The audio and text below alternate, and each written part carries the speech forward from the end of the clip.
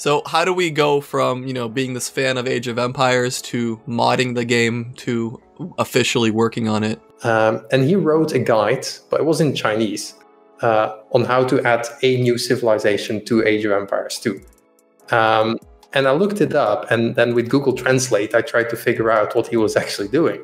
Like, we add something new to the game, and then all of a sudden, on something seemingly unrelated, seems to break.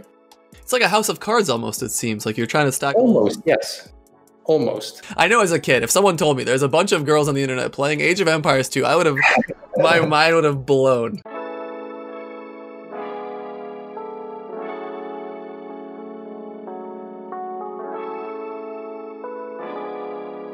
You're listening to Board with Nelly.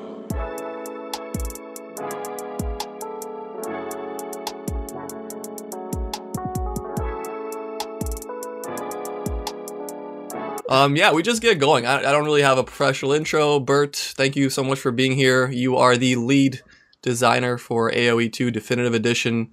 What's your first memory of Age of Empires? My first memory of Age of Empires, that goes back a long time. I think I'm going to say 10 years old, maybe a little young. No. I need to do the maths, but I remember my uncle playing Age of Empires. And I was watching him play, and it was a pretty easy game. It was like William Wallace or something like the tutorial campaign. And the first thing I saw was like the castle was... I was like, oh, you have to extinguish the castle or it's going to burn down. And he was like, nah, it's fine. You don't have to bother with that. So that was my first my first memory of Age. Did you play any of those LAN parties? I know as a kid, when I first moved to Canada, I didn't really have a great setup here. We didn't have that much computers and stuff, but my friend had a basement which had 2 computers, and we played Age of Empires LAN for hours. It's the best way to play Age. I think there's no way around that. I think I did not play that much as a kid in LAN, mostly because we just had one computer, and it was one of these big, clunky things that could barely run Age of Empires. Right. So I could only play, I think it was like 1 versus 2 or 3 AIs, and then my computer would just say, nah, that's too much. So we have to cut off at 3. After that, the computer just crashes. Yeah. It was like, no, that's too much, dude. So it took me a while to actually get into LAN games. After some time, I discovered like online multiplayer once I had a better computer. But even then, I was so late to the party that I just got creamed every game I played. Yeah, it's a different world when you go online and people play, right? Yes, indeed. Because I was so used playing against AI, and I like to build up my town in peace. And you're basically... my friend has the same problem. He's like playing Sims almost. Like he's having such a fun time in his own little base, and then the other guy has a huge army at his doorstep. Exactly. And part of that is exactly why Age is so fun, because you can play it both ways if you want to. But yeah, I was not used to the other way back in the day. That's for sure. That's funny. So how do we go from, being this fan of Age of Empires to modding the game to officially working on it? So yeah, that's a fun story. I've told it quite a few times, but I happily told it. I want to hear it. Great. So I think in 2012, roughly around that time, I started to mod Age of Empires 2, and then kind of look, hey, what are the possibilities with this game? Because I love the game. And I saw people making cool graphics and making new scenarios and telling their own stories. And the one thing that was still missing was new civilizations. That was not possible through modding yet. So I looked around a bit, and there was this one guy, and I think he was from Taiwan. And he wrote a guide, but it was in Chinese, on how to add a new civilization to Age of Empires 2. And I looked it up, and then with Google Translate, I tried to figure out what he was actually doing. And then I think after a few days, I managed to add like 1 civilization to the game. It was just a placeholder. It didn't do anything. There were so many bugs. It could crash most of the time. But there was a slot that said new civ. And I could click it, and I could play with it. So I was like, this is amazing. We can do something with it. And then I got in touch with a lot of people who were kind of working on things modding, like, oh, I have this architecture set and I'm replacing an existing one. And I was like, well, now we can add a new one actually, and add a new civ along with it. And then that group kind of grew and grew and grew. And we made the first mod/expansion. We put that on our website. We released it. And it was very popular. Like, we released it at, I think it was around Christmas. That was a terrible idea. Never release anything around Christmas. Right. It was, the website went down immediately because it was, so successful. And then after some time, we had like 1 million downloads. Wow. For the mod. And I was like, that's just insane. How many people were on this little team of, modders, and how long did it take you to create this first mod? Well, the fun thing was there was a lot of like existing things that we were like, oh, let's just throw these things together. There were people who had been working on an Italian architecture set for years at this point, and we were like, well, let's put it in there. Are you guys okay with that? And they were like, yeah, sure, let's do it. Right. And that's why it didn't take that long, because there was so much existing stuff that we could now condense into one project. But if I just look at the people that were really core to it, I would say like 5 to 8 people, something like that. That's not as much as I thought it would be, to be honest. I thought it'd be like 50 to 100 people. For how good the game is, how good the quality is, and all that stuff, I would imagine it'd be a much bigger team. But it was a mod at the time. There were so many things that were off with it, and especially like the first version, like we improved so much over time. And also because we combined so many existing projects. If we count those people in there as well, you would easily get 20 or more people. That's for sure. And then we went to Microsoft and we were like, well, we had this mod here that seems to be doing quite fine. And you guys are just working on the HD edition at the time. Because it was like the first remaster on Steam for Age of Empires 2. We were like, hey, can we work together somehow? And after some time, they replied to it and they were like, yeah, let's do something. And that's kind of how it started. Like, did you have that vision originally when you first started modding? Was there any bigger plan? Would you think, oh, wow, we can sell this idea to Microsoft and we can go from there? No, absolutely not. At first, it was really just like for the fun of it. There were so many people. It's more about, as a modder, it's more about a personal goal. Like, hey, we want to do this with the game because we really like the game. And we think this would be really cool to add to the game. But we never had the intention to go to Microsoft initially. Also because when we started this, we had no idea that Microsoft was doing anything with Age of Empires at all. Right. So, but the problem with AOE was not necessarily the add-ons, because the add-ons were cool, the stories, the HD graphics. The biggest problem was, I would say, the quality of life updates, which every time I went back to the game, I was like, this is great, but I still can't select more than 30 units. I still can't queue up farms. There was so many things that made this a modern RTS that gave it real longevity. Yeah. Was that something you always had in mind to fix? Not at all, actually, because the mod that we did was really just focused on adding more to the game. And we were very lucky at the time. There was this group, and they were doing the user patch project. And user patch, what they basically did is they tried to add some of those things.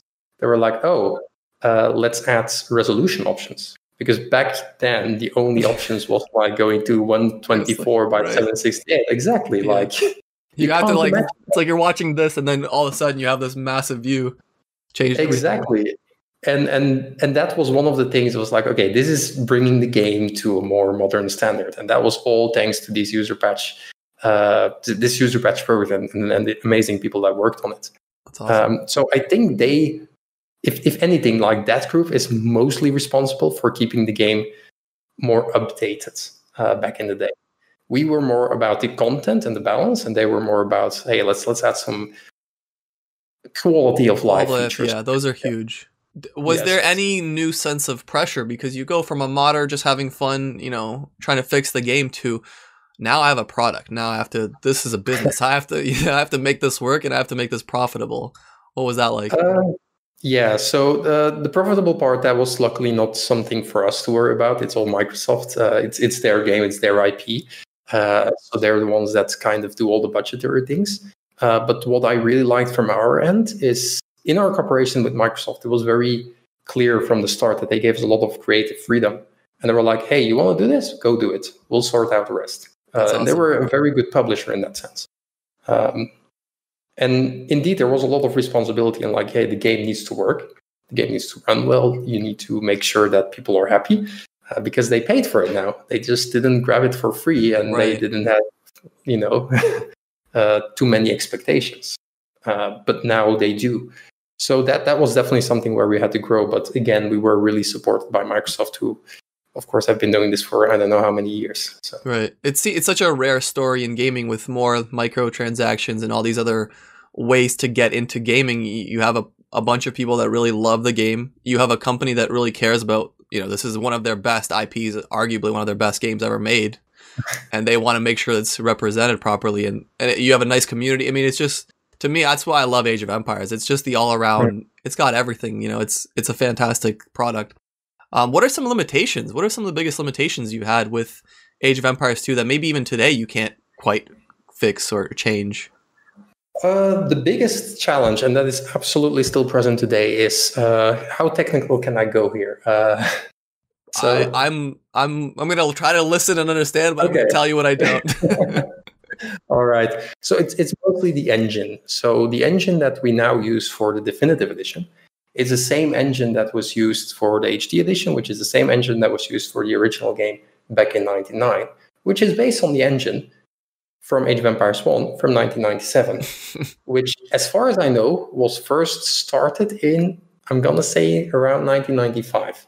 Wow. So we still have code in there from 1995.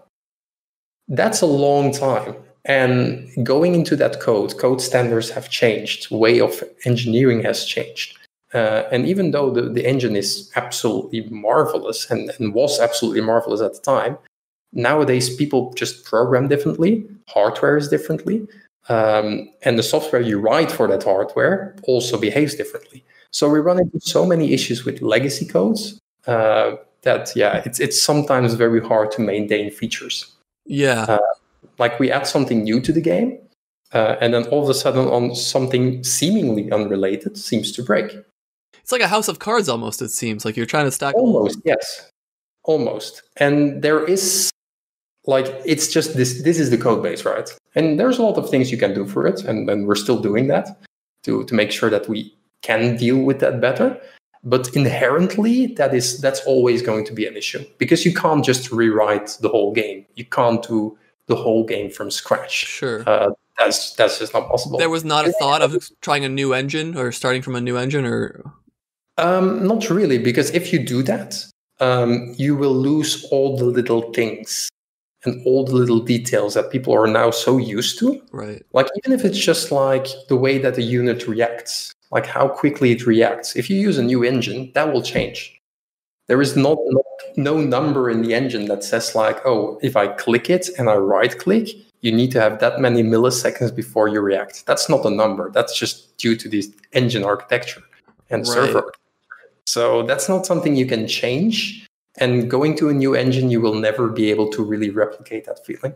Right. I noticed, this is maybe some of the more hardcore AOE fans would notice some of the smaller things, like villagers running into each other like on a wood line. That seems like a problem that's so difficult to solve because it's AI pathing, I assume, from who knows how many years, right? Or am I wrong? We definitely improved pathing, but there are pathing in any RTS game, in any game really that has more than 5 units really, is a challenge. And there are a lot of things that you can do, and there are definitely still things that we are improving and that we're working on. And there's still definitely bugs in Age of Empires 2D sure. With pathing, absolutely. But that is definitely one of the tougher things to crack. Also because we kind of made a choice with Age of Empires 2. You have kind of different ways of doing pathfinding nowadays. You can have like this flow field kind of pathing where all units kind of next to each other to go somewhere. Right. But in Age of Empire 2, that's not a thing. Like, units don't push each other aside. They don't squeeze through holes. Like, if you stand them somewhere, they will stand there. And other units will have to go around that. And that's just a very completely different gameplay as well. And we didn't really want to change that, even though that's more the modern standard. We were like, this is going to have so many effects on gameplay that we just didn't want to go there. It's scary to change something so small and it can have such a massive impact. If you, let's say you went down the StarCraft 2 route and you tried to make workers go through each other, like they do on a mineral line, they like stack on each other. I don't know how many problems that would cause with, because like AOE is a very early stage game where you're putting a lot of pressure on the opponent. And let's say you have scouts attacking a villager and he's able to just walk through everyone whenever he wants. If you just click him to the TC, that would change so many different things in the game. It might not make scout rushing as effective, right? So are these problems you're always thinking about, balance and stuff? Absolutely. Like exactly what you said. Let's assume that all of a sudden villagers, and not any other unit, just villagers can run over each other, like in StarCraft. All of a sudden you can have, 6 villagers on a single tile gathering from berries. And all of a sudden it's so much faster to gather berries, so much safer, because you just have to protect one tile instead of 3 tiles. Right. It's all those little things, and yeah, that's not to mention you could just stack your villagers and attack with them. Yes, that's huge in StarCraft. Yes, that's how you defend certain like Zerg rushes. Yeah. Speaking of StarCraft, I think this is a good transition. It's probably the last massive RTS game. I would say the biggest boom in RTS genre was towards like the middle of StarCraft 2, and then the genre has kind of, if we're being honest, died down a little bit. What do you think needs to happen to bring, RTS games back to their prime, let's say? All right. That's a very interesting one, because RTS is such a massive game and a massive genre. There are a lot of things required, I think, to bring it up to in a more modern age again. I think one of the things that you need is making the genre a bit more accessible. I think something like Age of Empires 2 did really well at that, because it has this extra layer where you're just playing around and playing SimCity. Right. And a lot of people will play Age of Empires just for that, but they can kind of grow through that and see like, oh, wait, there's more to this. I can also build up and fight and try hard. But for a lot of games nowadays, if you want to make an RTS from scratch, you need some kind of, how shall I say it, really explain to people how it works. Yeah, AOE can probably seem daunting to new people with, 30 civs. It has so many campaigns. It might seem, friendly because it's of the nostalgia, but, gameplay wise, there's a lot of layers to Age of Empires. There is a lot of layers, and one of the things we noticed in Age of Empires 2DE, we did this. When people get into the game, and they'll find their way around, right? Like, you can play against AI, you can play campaigns, you can do your SimCity stuff.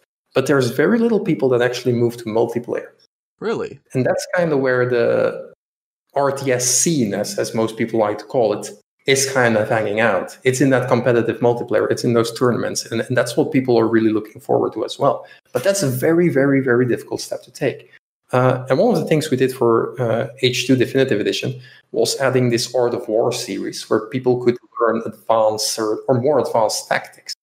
And that worked out really well. But we still noticed it was not enough. We still noticed, like, if you know absolutely nothing from Age of Empires, and I did this test, like, I had my little cousin play Age of Empires 2 in front of me. Like, he never played any RTS game before, and I just watched him play, and I was like, Jesus, I need to start all over. Like, if I give this guy Art of War, he's just going to be lost. Yeah.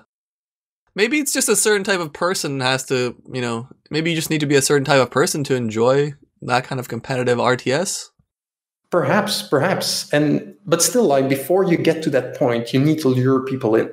Right. And you need to make them comfortable and make them happy about this kind of gameplay.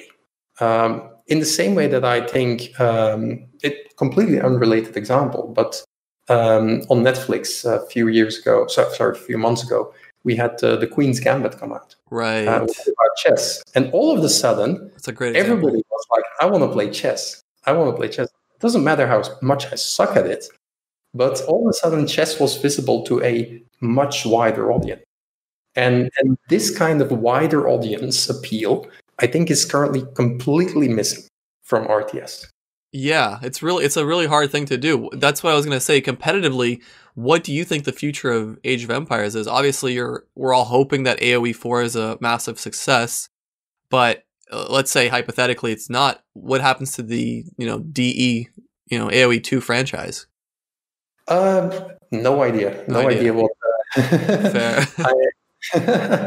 I wish I could predict the future like that, but I mean, just looking at competitive Age 2, I mean, that has never been that good. I think last year was the biggest prize pool ever seen in competitive Age of Empires 2. We have Microsoft supporting it. We also have external sponsors in the scene, and that is all quite novel for Age of Empires 2. And that's great to see. How long it's going to be around, I don't know, but I mean, we've only have it. Yeah, to me, AOE competitively it's such a nice boom right now. It's such a fun, enjoyable experience. You have so many different civs. You have so many different characters in the scene. Doubt a 35-year-old Serbian man winning his first tournament in 10 years. That was really awesome. So I'm really hopeful that AOE can continue growing in the competitive scene, because to me, that's the most exciting part. I think esports is only on the way up. So I feel like that's a big focus of RTS games. But I did want to ask you a question about new civs. Obviously, this last patch, I'm sure you've answered this 1,000 times, so 1,001 isn't going to hurt. But how do you decide new civs, and what was the process like? So when we add new civs, the first thing we always do is we need to have a bit of a common theme. So we try to look, okay, we don't want to add, I don't know, Inca on one side and then Burmese on the other side. That's not a package. Right, that makes no sense. Exactly. You want a bit of a connection. And if those civilizations also historically met in the past, that's even more interesting, because then you have something that's, in the campaigns, you can tell the story about it, etc. So that's the first thing. Specifically for Lords of the West, one that just came out, we decided, hey, we want to go back to Western Europe. We haven't done that in a long time. Actually, we really haven't focused that much on it. We kind of went to Africa, we went to Southeast Asia, then we went back to Central Asia, and we were like, okay, most of the people at Forgotten Empires live in Europe. Let's do something European again. That's the first step. But then it's about, okay, first of all, history. What's left? There's so many civilizations in Age of Empires already. What's still left, there? Right. What's still there? And then we kind of look at a lot of things at the same time. First of all, stories. Are there interesting stories for the civs that are still left? What about their name recognition? For example, if you have the Huns, you have Attila the Hun, and you're like, yeah, everybody knows Attila the Hun by now. Let's put him in there. Then you can look at interesting gameplay concepts, or just historical units that are interesting. For example, I'm just trying to think out loud here. No. I'm trying to think of what is one of the coolest units that we added recently. Looking at the. Sorry, I'm waffling. Yeah, you have a tech tree in front of you that you're looking at. I have a page open. I was doing some writing earlier. Ballista elephant. I don't know. Is that early? Perfect example. Yeah. That's like a staple unit that people know. It's so impressive, and you're like, I want to have that in Age somehow. So for the Khmer, the Ballista elephant was indeed a perfect example of a very famous unit. And then we kind of just look at all those criteria and see, okay, let's say Burgundians, they get 1 point for the interesting storyline. Bang. They get 0 points for name recognition. Bang. They get 2 points because they fought with a lot of other nations or factions in Age of Empires. Bang, 2 points. And then at the end we see, okay, what Civ makes the most sense? What Civ scored the most imaginary points to be added to the game? That's very interesting. And then you added a bunch of new features, which are extremely new to Age of Empires. The charge feature on the cavalry. What other? That seems like such a massive jump for the franchise. Did you have that envisioned at the early stages? Because these new additions are drawing from other RTS games, right? Well, the reality is at this point that everything has been done before. That is the reality when it comes to these little features. We didn't really take inspiration from any specific games. We were like, yeah, charge attack is something, you have seen it somewhere before, and it's a fun mechanic, and we were thinking it can work in Age. Let's try to figure out how it can work. Especially because we were, okay, Burgundy, that's cavalry. We need to have something unique with cavalry. We have so many cavalry units in the game already, so we need to make sure that whatever the Burgundians have is something novel and unique. So we played around with it. And one of the reasons that we do these things is because we noticed that people like to have bonuses and features in their civilizations that are novel. The more, I'm going to say, run-of-the-mill a civilization is, usually the more balanced, at least at first, but at the same time also not super exciting for a lot of people. They're like, oh, that's another bonus that makes something cheaper, or that gives me a certain economy bonus. But if you add a different way of playing, like with the charge mechanic, where you have to kind of hit and run much more often, that is something that we've noticed that people who play Age just appreciate a lot more. How hard is it to balance then these new things that are, completely new to the AOE genre or the AOE 2 franchise? Like, these are brand new mechanics. It is. At first, it's completely broken. Like, the first iterations we do are just like busted. It's like a car. It's like the blue car. Yeah, going around killing everything. It's like, okay, this is broken, but that's fine. Like, it's the first iteration, right? And then when it's released, we try to keep things a little bit too strong, because we know that these civilizations still need to be figured out. These mechanics still need to be figured out. Sometimes we overshoot it. Like with Definitive Edition, we had the humans added, and they had a win rate of close to 70% or something. That's right. Way too high. Yeah, that was wrong. But that was fixed quite shortly after. And that's also important to know. Like, we're doing support for the game. We want to give people the opportunity to try out the new civilizations. And if something is overpowered or too strong, or underpowered, we'll just adjust it in the next patch. What goes into the balancing process? How much are you looking at the win rate? How much are you looking at pro games? Because I feel like that itself is a difficult thing to juggle. What's the most important part of balancing?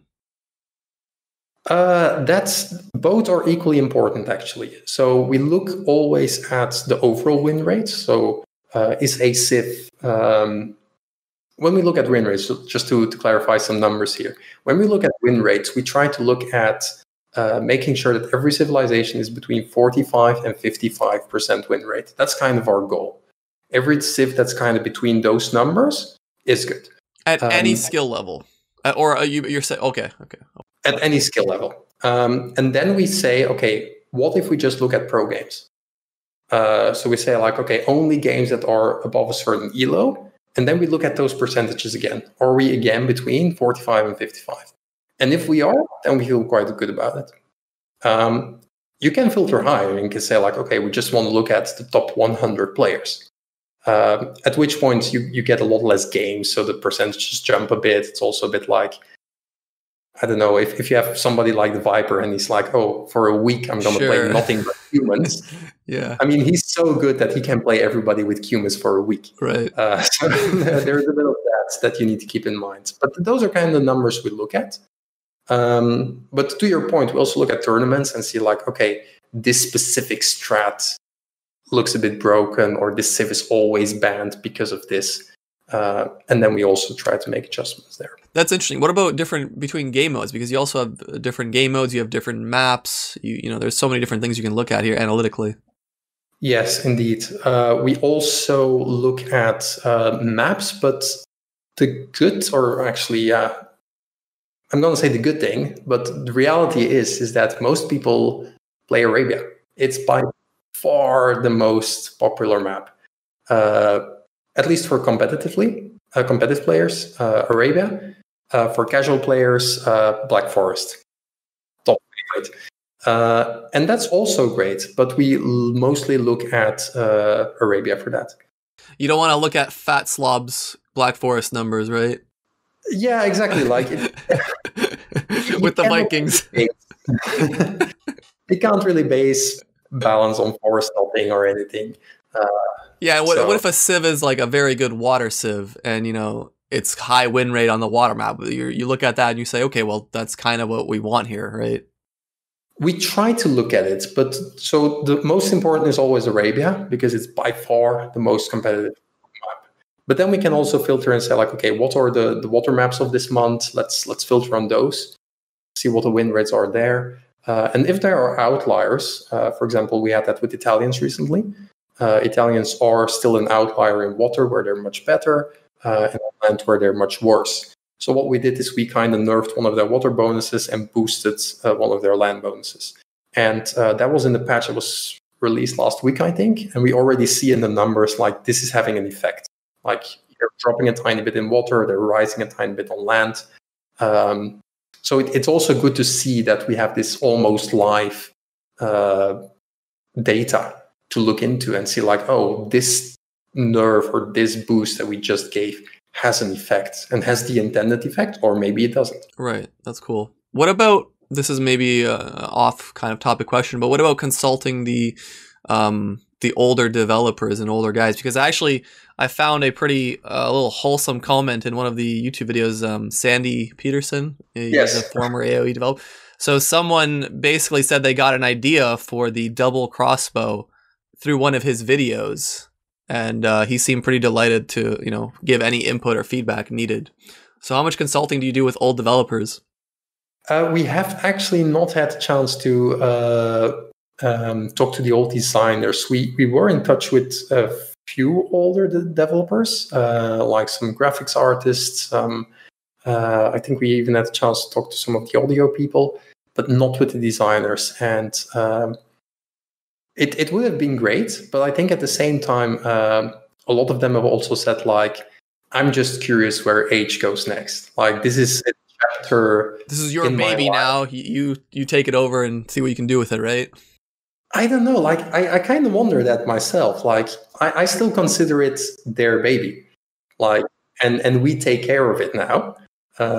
So I do sometimes wonder, like, do they still look at it? Do they still play at it? But they definitely keep a distance, and they don't come and weigh in and say like, oh, that's a bad decision or that's a cool decision. That's and I think that's a very respectful approach. I mean, I think you've warranted that respect with how successful Age of Empires is, and you know how good the game is right now. It's literally at its probably peak, maybe not considering its boom in, you know, early release days. So I think that's a fair perspective. Yeah. I mean, I have no idea on player numbers back in the day. Back in the day, that wasn't tracked, right? You couldn't go to Steam and see how many people were playing the game. But I think last week we were in the top 25 of Steam, and that was that's crazy. That's insane. Yeah, that just blows your mind, and it's just. I think you said it at the beginning as well. Like, the community in Asia is just so good. Yeah, like such a nice community, and that probably invites people to stick around and keep on playing.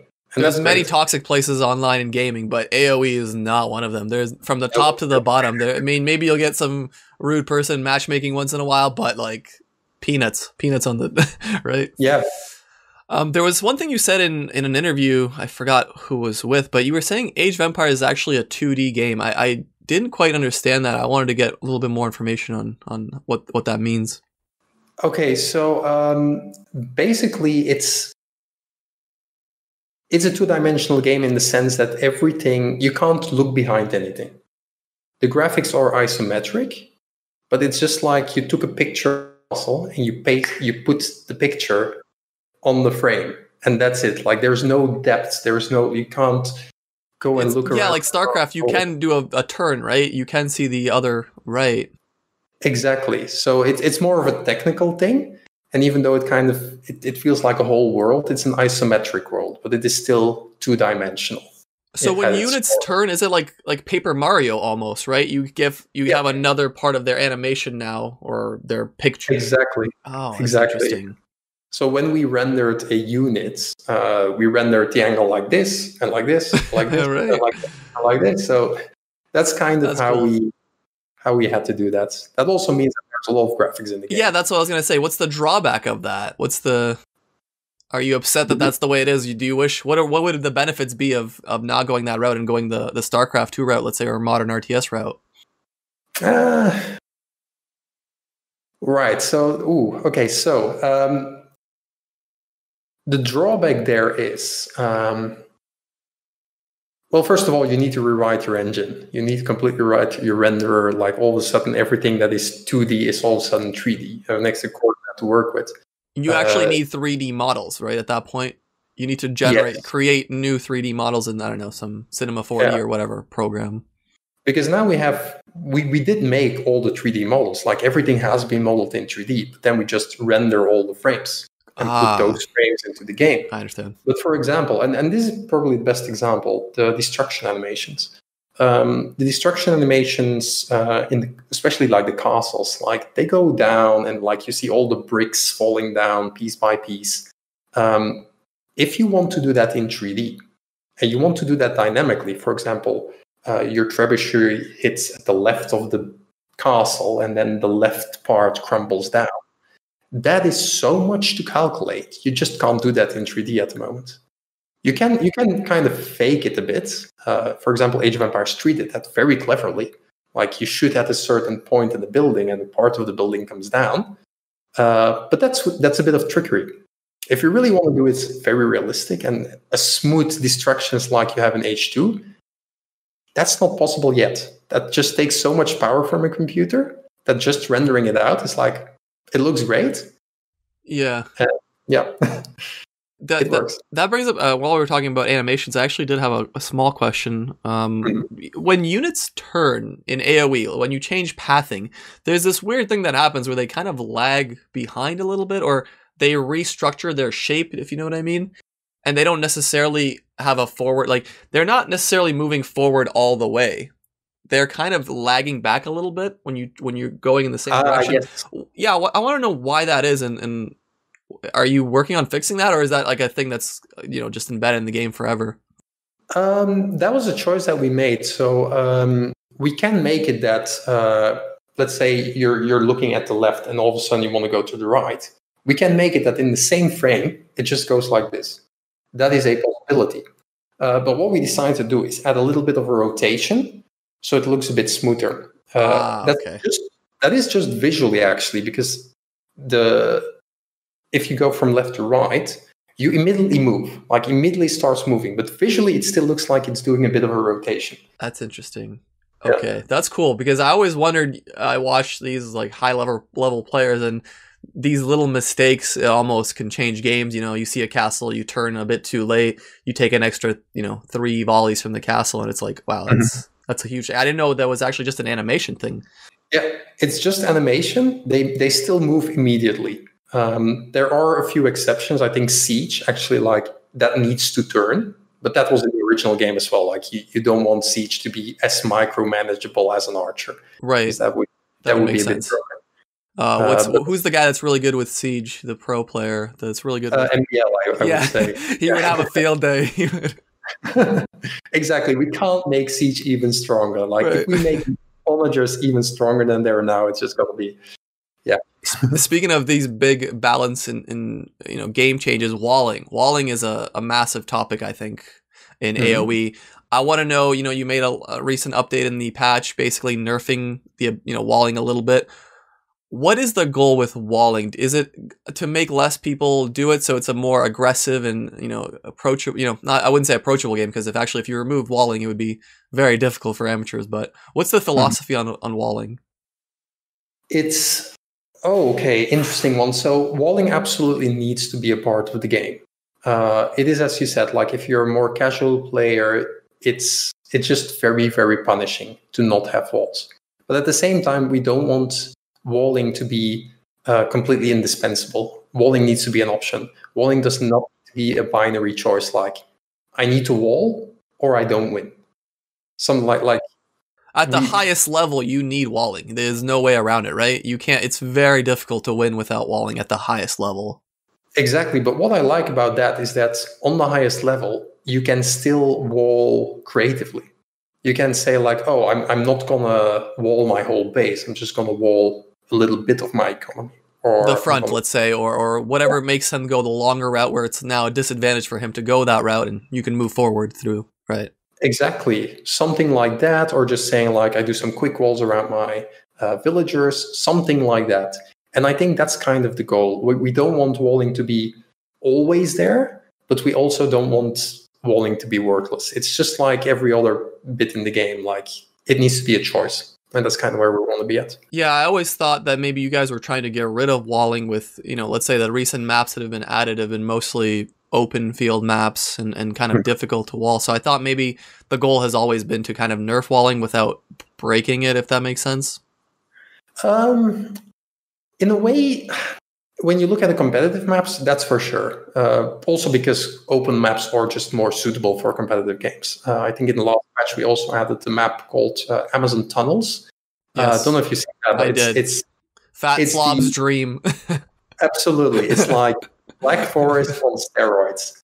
And that's also great for casual crowds. Like, hey, I want to have a game where I just put one wall and I have my SimCity and then we fight over it. And that's great. Sure. But we definitely notice that on a competitive level, you can't look at that. You can't watch a proper esports game where people just boom up for 30 minutes, then have at it, and that's it. Yeah, that seems the biggest challenge in the competitive scene. Even with the new, like the Red Bull tournament, you start in the feudal age. You kind of avoid this boring part of AOE for esports, right? The first 20, 25 villagers is not that exciting for a casual viewer. Exactly. That was also the whole reason why we added the Empire Wars game mode in the first place. Like we wanted to add an option for players to kind of skip that part of the game if they wanted to. And we're actually very happy to see that it's caught on, at least with Red Bull Wololo. Right. So what's the future then for this was I think you said it was the last big update, or no? Like the last big expansion? For Sorry, I didn't get the question. No worries. This is the last expansion for Age of Empires 2, or no? Is there more plans of expansions? It was announced that this was the first expansion. That was written in the announcement post, and we'll see what happens. Oh, okay. But what's definitely going to be happening is that we'll keep on supporting the game. We keep on making patches. We keep on adding little quality of life features. So that's always going to be a thing, right? Is that what you're mostly working on with your time right now, developing AOE 2? I am working on so many things that I cannot talk about. Fair. So, yeah. Fair. Okay. So yeah, this was really exciting for me. I'm such a big fan of the franchise, and I had so many questions. And I don't know, I'm trying to see if I'm making sure that I don't want to miss anything, because I'll be really upset. I'll look back at it and oh yeah, I did have a question. This is a kind of an interesting one. Did you expect that there was so many females that played Age of Empires? It's only very recently that I noticed that there's a lot more female streamers. Yeah. At least streamers, because we also like data from websites and social media. Like they also track that stuff, and we're like 98% male. Of course, yeah. Yeah, like between the age of 20 and 34 years old or something. So right. We do have a certain audience, but it's very nice to see that we have a more diverse streaming group or casting group in Age of Empires. For most other games, there isn't that massive of a female streamer. So what do you think makes AOE appealing to females? Have you even given this any thought when you were like, I know as a kid, if someone told me there's a bunch of girls on the internet playing Age of Empires 2, my mind would have blown. I don't know. Like, I have no idea. I think one of the things that Ensemble Studios said back in the day was that they were also surprised that they had so many female players. I don't know how they got that data, but right. they said, like, they somehow still understood that, and they noticed it. And what they said back in the day, and I think there's some truth to it, is that Age of Empires indeed is so accessible. Like, you don't have to try hard. You can also play more casual. And I think for a lot of girls and women, especially in the past, I'm not saying this for everyone, sure, but for a lot of girls, like, hey, I just want to try a game and just relax. Yeah. And a shooter or anything doesn't really appeal to that. That's true. But if you're just like, I never really play a lot of video games and I just want to have fun with something, then a city builder is quite accessible. And Age of Empires is, to an extent, a city builder. Right. Along with a fantastic campaign, stories to enjoy. Like, there's many ways to enjoy Age of Empires, which I think it makes it such a special game. I like, that's probably the biggest question of all. What makes AOE... What's made AOE stand the test of time? Because it's been around for so long. Like, there's very few games to get to this kind of long-term success. It is amazing. Like, Ensemble Studios really managed to get everything in there that had to be in there, and it still holds up. It's just ridiculous. But I think there's definitely three things in there that make it stand the test of time. One is all the tools that are in the game to make your own content. Like, you want to make your own stories, you want to make your own scenarios, you make your campaigns, your maps, anything, you can do it. Right. And that really held things going. Like, custom scenarios, so popular back in the day, and it really kept things going, kept things fresh. Secondly, random maps, huge. You can play the same map literally 2 billion times, and it will always be a different generation. Map generation. Like, even if you play Arabia 2 billion times, it can be it's a different Arabia every time. Yeah. Slightly different, but it's exciting. And if you have like these perfect mirror maps, like in StarCraft, there's an audience for that. But I think it's also like more predictable. Like, you exactly know where every ramp is. You know exactly where everything is placed. That true. Makes the game different. Yeah, I totally forgot about that. StarCraft is the same every time. The ramps are the same. Everything. Yeah. Yeah. But if you're like, this ramp is now slightly differently positioned, you can be like, maybe I can just defend it with one tower. And this time I can just like wall it differently. And all those little differences make every game so different. Yeah, that's why I have 200 plus hours on Steam with. Yeah, and there you go. Yeah.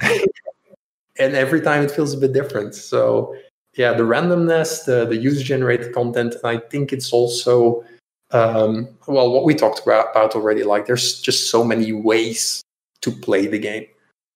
So you can always come back and do something different. Like, I don't feel like playing multiplayer today, too intense. Okay, let's play a story. True. Or one of those mini games someone made, one of those modded games. There's a modded community is massive in AOE. They've created some really fantastic content. Yeah, exactly. Like, just so many options. And then that also absolutely adds to the strength of it. Yeah. Right. Going forward, do you what's the biggest ambition you have for this kind of thing that started out as a guy modding a game, right? What's the ceiling for this?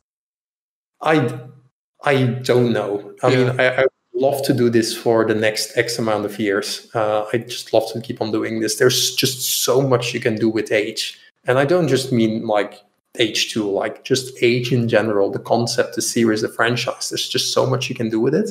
And I hope that the series keeps being successful, that we can explore more avenues. But this is a very, very like vague answer. Yeah, I understand. I understand. All right, this was a fantastic thing for me. I was really excited to have you here, and I was looking for someone from the AOE community. Is there anything you want to plug? Anything you're doing? This is your time. No, I just hope that people keep enjoying Age of Empires. Like, and if there's there any issues with the game or any suggestions that you may have, head over to the Age of Empires forums. There's a lot of devs in there. There's a lot of people tracking all the feedback that's being given. I can't understate